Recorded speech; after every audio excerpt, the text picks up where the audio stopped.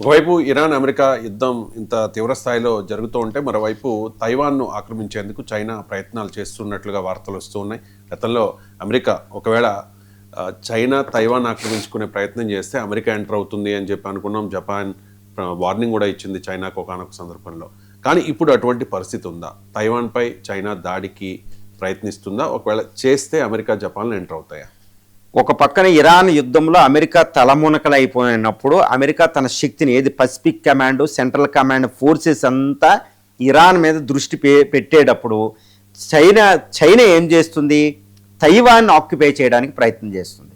వెంటనే నిన్నటికి తైవాన్ మీద 26 వార్ ప్లేన్స్ని పంపడం, నేవీని అలర్ట్ చేయడం, మిసైల్ ఫోర్స్ని అలర్ట్ చేయడం జరిగిందనమాట. వెంటనే ఒక భయం. ఎందుకంటే తైవాన్ రక్షణకి ఇప్పుడు కూడా అమెరికా రక్షణలో తైవాన్ ఉంటుంది. అమెరికా న్యూక్లియర్ అంబ్రెల్లా కింద తైవాన్ ఉంటుంది. అమెరికా పసిఫిక్ కమాండ్ గామ్ దగ్గర అది ఎప్పుడు కూడా తైవాన్ని రక్షిస్తూ ఉంటుంది. చుట్టూరు ఎయిర్ క్రాఫ్ట్ క్యారియర్లు 3 నుంచి 4 ఎయిర్ క్రాఫ్ట్ క్యారియర్లు ఉంటాయి. అక్కడ నుంచి యుఎస్ అబ్రహం లింకన్ ఇక్కడికి వచ్చింది, ఇంకొక ఎయిర్ క్రాఫ్ట్ క్యారియర్ ఇక్కడికి వచ్చింది.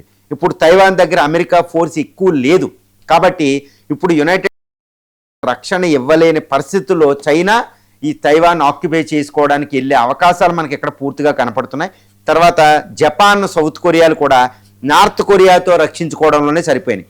చూడండి, ఈ తైవాన్ మీద ఈ చైనా తన యుద్ధ విమానాలు పంపించే 2 రోజుల ముందే north Korea Kim Jong Un మిసైల్ని ప్రయోగించేటప్పటికి అక్కడ జపాన్, సౌత్ కొరియా అలర్ట్ అయినాయి. కాబట్టి నార్త్ కొరియా నుంచి అటాక్ నుంచి జపాన్, సౌత్ కొరియాలు రక్షించుకుంటుంటే ఇక్కడ ఇరాన్ యుద్ధంలో అమెరికా ఇన్వాల్వ్ అయినప్పుడు తైవాన్ రక్షణకి ఎవరు వస్తారు? ఎవరు వచ్చే పరిస్థితి లేదు. కాబట్టి తైవాన్ ఆక్యుపై చేసుకోవడానికి ఒక అద్భుతమైన సమయం ఈరోజు చైనాకి దక్కింది.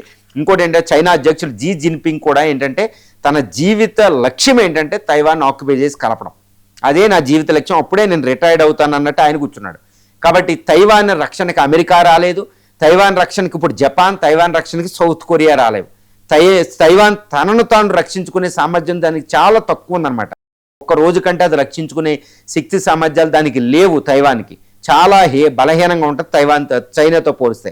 కాబట్టి చైనాకి ఇంతకంటే మంచి సమయం, ఇంకొక మంచి సందర్భం వచ్చే ప్రసక్తి లేదు. కాబట్టి వరల్డ్ ఎక్స్పర్ట్స్ అందరూ మనకు చెప్పేది ఏంటంటే ఇప్పుడు తైవాన్ ఆక్యుపేషన్కి చైనా దిగే అవకాశం ఉంది. ఎందుకంటే ఇరాన్ ట్రాప్లో అమెరికా ఇరుక్కుపోయింది, అక్కడ చైనా ట్రాప్లోనేమో నాటో దేశాలు ఇరుక్కుపోయినాయి. కాబట్టి నాటో దేశాలు అమెరికాకి సపోర్ట్గా ఇరాన్కి వ్యతిరేకంగానే రాలేకపోతున్నాయి. ఇంకా తైవాన్ దాకా వచ్చే పరిస్థితి.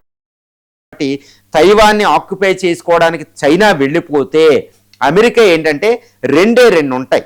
అది ఏంటంటే ఒకటి ఇజ్రాయెల్ని రక్షించాలా ఇరాన్ నుంచి, లేకపోతే తైవాన్ని చైనా నుంచి రక్షించాలా అనుకుంటే అమెరికాకి 2 ఆప్షన్స్ అండి. ఇజ్రాయెల్నే రక్షించుకుంటుంది. ఎందుకంటే జ్యూసు తన మతానికి సంబంధించిన ఇజ్రాయెల్ రక్షించుకుంటానికే తన శక్తిని కేంద్రీకరిస్తుంది. కాబట్టి తైవాన్ని చైనాకు వదిలేసే అవకాశం ఉంది. కాబట్టి చైనా ఈ విషయంలో చాలా జాగ్రత్తగా తీసుకుంటుంది.